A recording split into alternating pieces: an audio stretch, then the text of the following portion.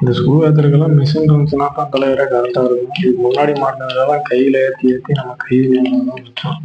150 கொடுத்துருக்கோம்.